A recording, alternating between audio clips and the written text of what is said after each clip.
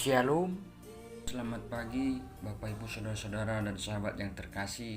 Semoga sukacita dari Tuhan kita Yesus Kristus senantiasa berdiam dalam hidup kita. Renungan harian yang menjadi pelita hidup kita hari ini tertulis dalam Galatia 5 ayat yang ke-25. Demikian firman Tuhan. Jikalau kita hidup oleh roh, baiklah hidup kita juga dipimpin oleh roh. Baik Bapak Ibu Saudara-saudara yang terkasih, semua orang yang dipimpin oleh roh Allah adalah anak-anak Allah.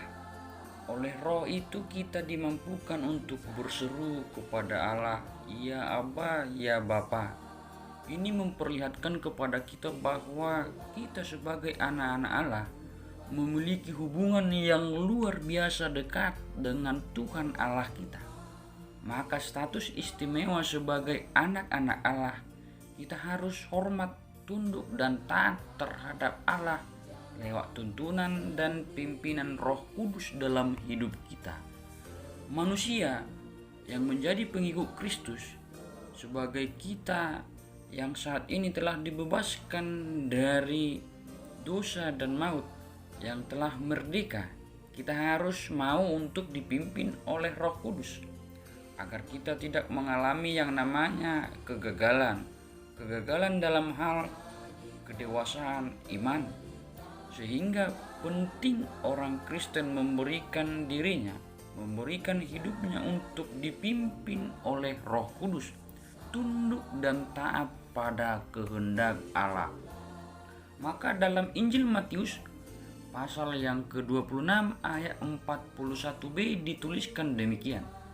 Roh memang penurut, tetapi daging lemah. Maka Bapak Ibu Saudara-saudara yang terkasih, ketika kita ingin keluar dari kehidupan kedagingan, keberdosaan kita, maka si iblis tidak akan tinggal diam begitu saja. Iblis akan terus berupaya agar kita tetap hidup menurut kedagingan dan mengajak kita untuk jauh dari apa yang dikehendaki Allah. Bagaimanakah ciri hidup orang yang dipimpin oleh Roh Kudus? Saat ini ada 3 hal yang mau disampaikan lewat firman Tuhan yang tertulis dalam Galatia 5 ayat 25 ini. Yang pertama, mau dan bersedia ditegur dan dituntun oleh Roh. Ketika hidup kita menyimpang dari firman Allah, karena pekerjaan Roh Kudus ialah penolong, penuntun, mengajari kita. Jika kita bersedia mengundang Roh berdiam dalam hati kita, maka Roh Kudus akan menjadi menuntun, mengajari dan menegur kita ketika kita melakukan hal-hal yang bertentangan dengan hidup dalam Roh. Yang kedua, jika kita dipimpin oleh Roh, hidup kita akan semakin baik, jauh dari kata cemar.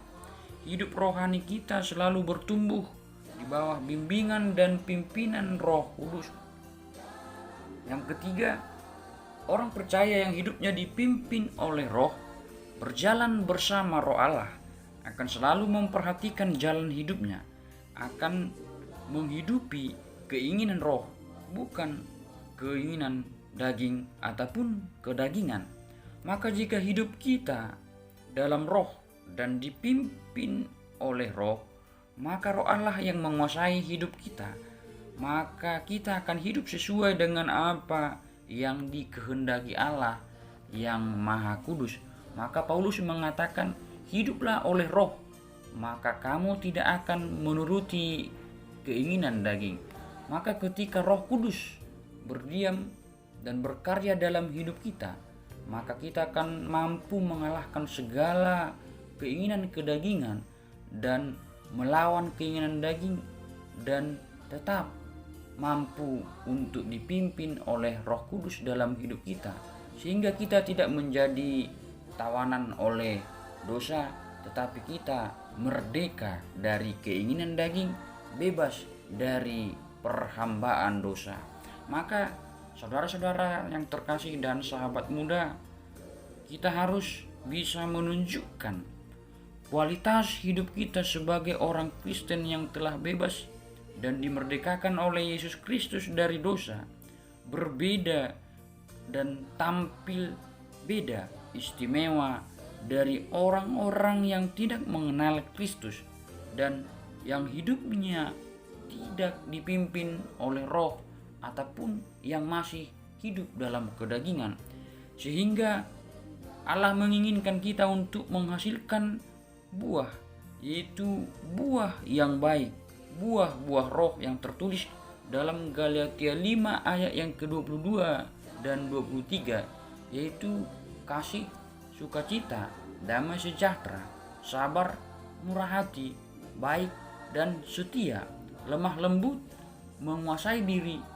Dan kita melakukan apa yang tertulis dalam pasal yang kelima ayat 22 dan 23 ini, ketika memang kita mau dipimpin untuk hidup di dalam roh, maka kita bisa menghasilkan buah-buah yang baik ketika kita tinggal di dalam Tuhan dan Dia tinggal di dalam kita.